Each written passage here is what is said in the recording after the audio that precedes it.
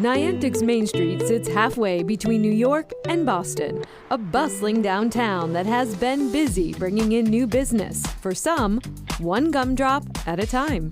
What is it like to own a candy/ice cream store? Yeah, it's amazing. It's fun. It's a lot of work, but it's a lot of fun. Melinda Grouse vacationed in Niantic as a child and in 2008 moved here with her own family. We just wanted to be down in this area right along the water. So that's where we came, and my husband is an avid fisherman, so it just works. She wanted to find the perfect spot for her sweet dream. Turns out the perfect spot found her. It just was literally standing in front of the building, turned around, and there was a hidden rental sign there, and I was like, oh my gosh, let's start here.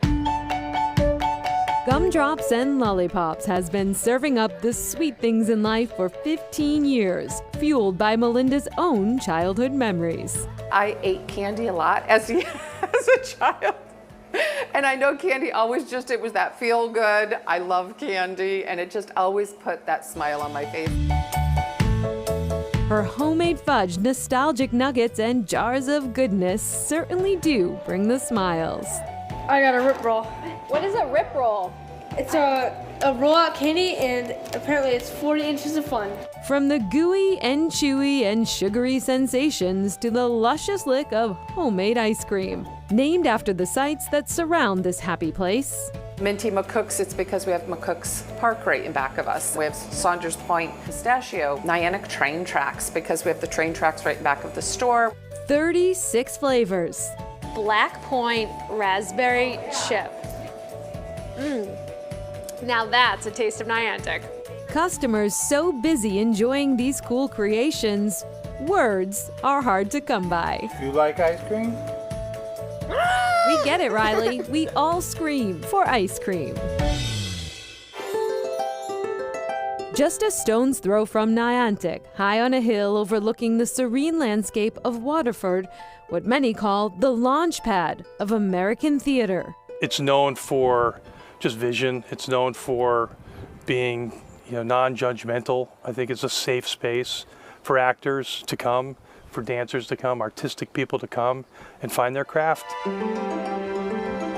The O'Neill Theater Center was founded by local resident George White. He studied theater at Yale, performed in the military alongside Elvis Presley, built a career in the arts before finding his way home, and to this farmland in 1965. He lived right down the street and said we need to do something more for the theater. So he's decided to start building a little campus for actors to go. People that were into cinematography, were into puppetry, were into dance, were into music. Like founding members and puppeteers Rufus and Margot Rose, also of Waterford. You might remember the Howdy Doody show. Rufus was the man pulling the strings, and Margot sculpted many of the show's marionettes. Speaking of puppets, Jim Henson and his wife dedicated this building. Green, of course, both participants at the O'Neill's Institute of Professional Puppetry Arts. The O'Neill Center hosts conferences in musical theater, playwriting, and cabaret. Playbills hang from one of the campus's social centers. All of the creators came here to perform, perfect, to grow. All the little pieces that go into it, if you're working on stage crews and if you're working on lighting, if you're working on sound. Without the O'Neill, there may have never been a Hamilton. In 2004, Lin-Manuel Miranda, Hamilton's creator, submitted In the Heights to the O'Neill Center.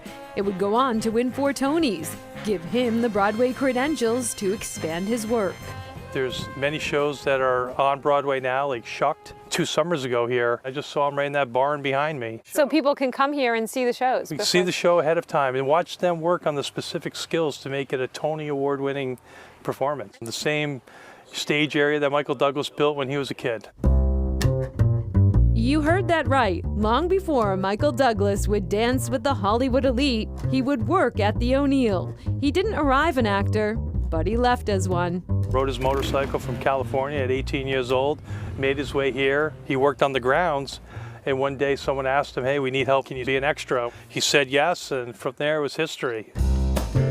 The O'Neill provides a quiet place for art to thrive, for artists from playwrights to actors to make final edits. on performances that will long influence American culture. It's one of these small little pieces to a puzzle that make the entertainment business and Broadway such an incredible journey for so many of these artists.